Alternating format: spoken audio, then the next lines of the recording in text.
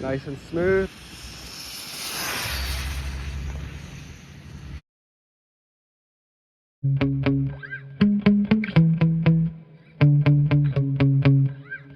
Here we go. I have the ROG1 out here again.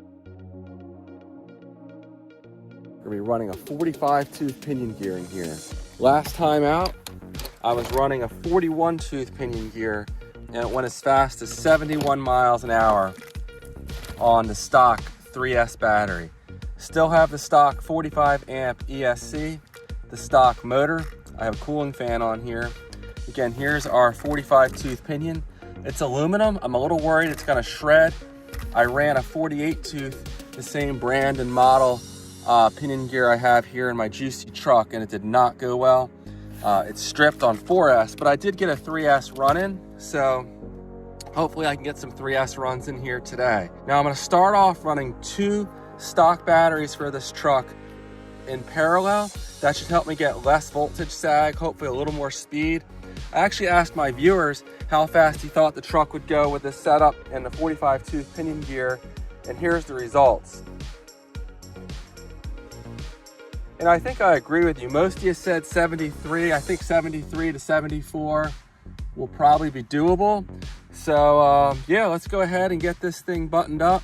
I'm a little distracted. There's a cop down there, might be hard to see, but I'm just worried he's gonna heckle me, but hopefully not. So let's go ahead and get this thing buttoned up and we'll see what it does. Stay tuned. Okay, the GPS is ready to go. We have 11 satellites. We'll have 12 here shortly. I'm gonna hit track.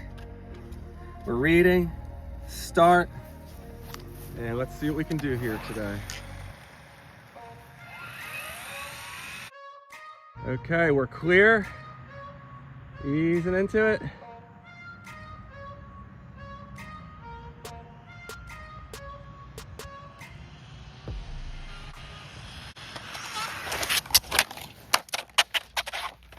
It was at this moment that he knew he fucked up.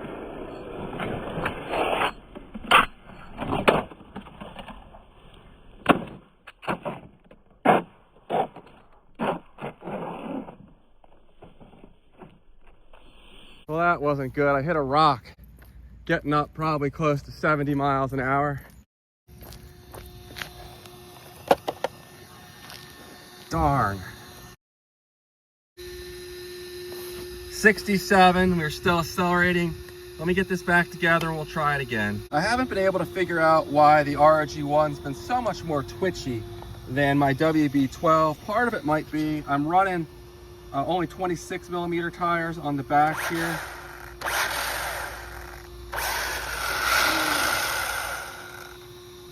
And on the WB12 Pro, I have 30 on the back. Plus it has a longer wheelbase, which probably helps with stability, but no longer a fresh battery. But we're gonna try this again and hopefully have a better result this time out. Here we go.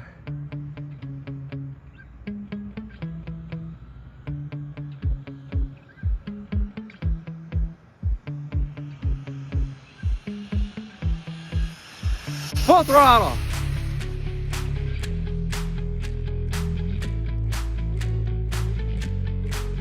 All right, that was a pretty solid run. A little twitchy, but solid.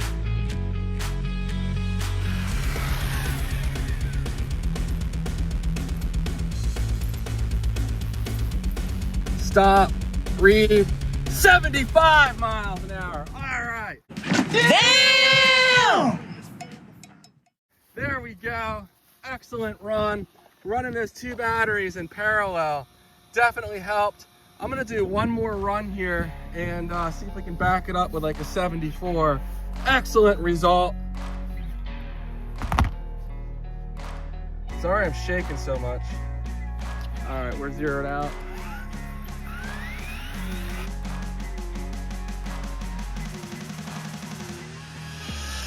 Full throttle.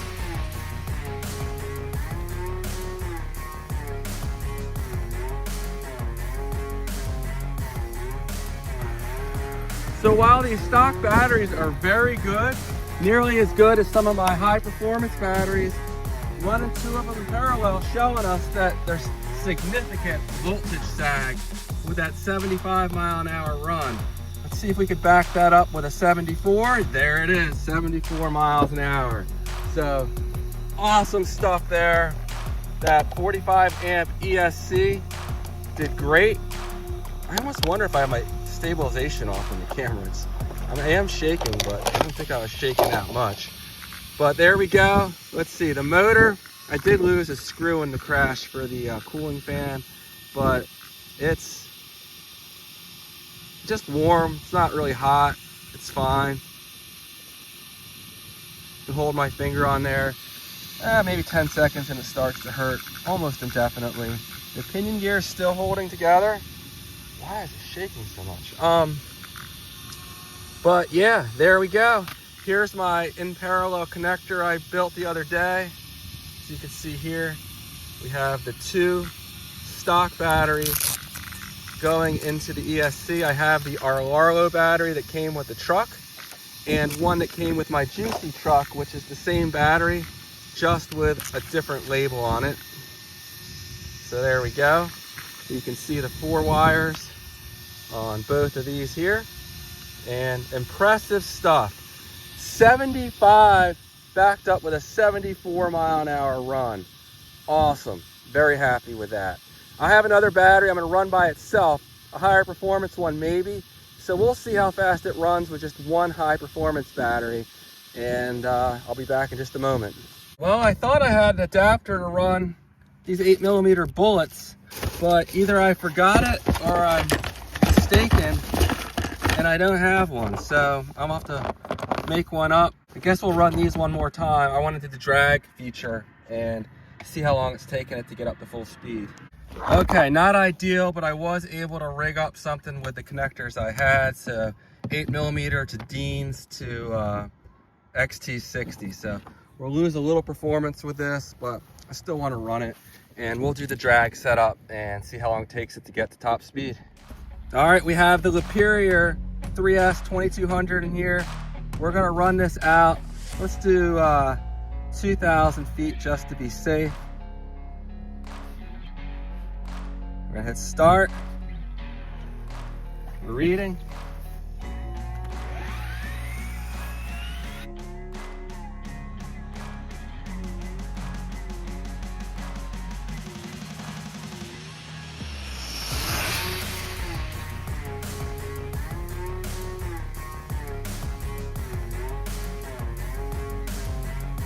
A little bit of a slow start there, but a solid run.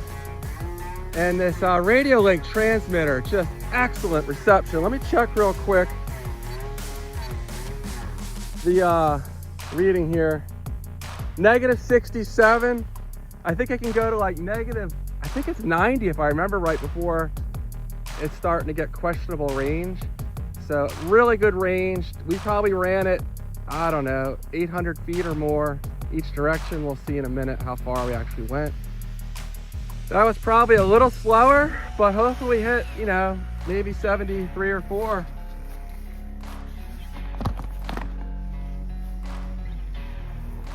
Read, only 69. I did not have enough range there or enough distance on the app. So I need to do it again where I set it out more than 2,000 feet. Interesting. All right, so I'm going 1,000 feet or more in each direction. So we're gonna go drag. Let's bump this up to 2,500 just to be safe.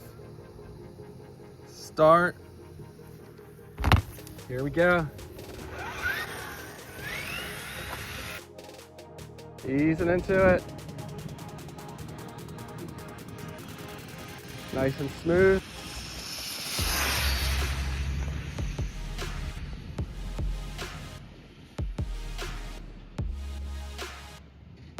All right, nice long run there. Could have gone further for sure, but that was plenty to get it up to top speed. Plus it's going uphill towards the end there, which isn't helping things out. Although these hills don't really seem to have any impact. They're very slight. So let's hit read 71. And there we go. We got up to top speed. We had plenty of distance. I'll put this on the screen as a still shot. Pulled a half a G max acceleration. So great stuff there. And you can see, you know, how it, I can't zoom in on that, but I'll do it on the screenshot. You can see how, you know, it had plenty of time to get up to top speed there, it looks like. So a lot of fun. I'm gonna do one more run. Just having way too much fun out here. 2,500 was more than I needed. Let's go with like 2,200. All right, drag. Stop, read. All right, drag, start. All right, we're good.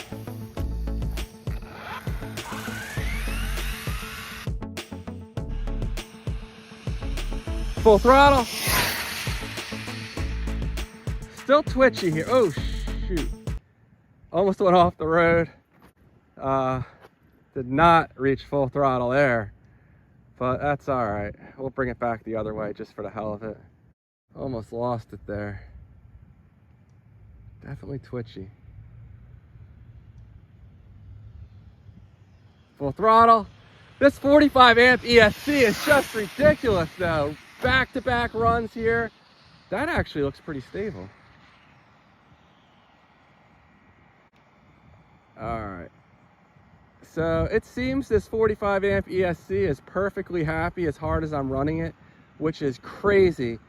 You know, that was three runs, long runs with this really tall gearing, back to back, and doesn't seem to be complaining about it at all. So this is the best speedrun car on a budget, or truck rather. The buggy version's even better. It's more stable, but impressive stuff out of here from the ROG1. Minimal investment here to get these kind of speeds. 70 miles an hour. A lot of fun tinkering with this. Let's take a look in here again, see how warm things got. You can see from that crash, the roof rail saved it. Did take a pretty good hit here in the back, but nothing broke, luckily. This pinion gear held up for several runs. It does look a little rough there, but I guess I didn't have the mesh quite right, or maybe it just can't handle 4S. That's probably what it is. So we'll be running steel pinion gears from here on out. These aluminum ones just, you know, not ideal. It's hard to find steel ones though in the larger sizes that I'm running here. The motors, you know, it's hot, but not real hot, so it's fine. And the ESC seems to, you know, be cooling down quickly enough. So again, this was with my high performance Superior batteries. In the future, I'll do a run, one of these against one of the stock batteries to really see the performance difference. This is probably the same, maybe 1 mile an hour faster would be my guess, possibly 2, but that would be about it. And remember, we were using this real janky adapter here, but I just can't get over this 45 amp ESC. It's definitely punching above its weight class. So that's all I have for this one. Thanks for watching. I'm gonna try to get a 50 pinion gear in here for the next run, and I don't think we'll be able to hit 80, but we'll get as close to 80 as possible. And this thing is just blowing me away with how capable it is. Almost right out of the box. Just have the foam tires and a different transmitter receiver, the RadioLink RC4GS, the best budget radio I think you can get. You can get one of these for $60. Great range, tons of features, programs up to 30 different RC cars in here, so you don't have to fiddle with the settings like the dual rate and the steering trim and everything. So very impressive. All right guys, I'll see you in the next one. Take care.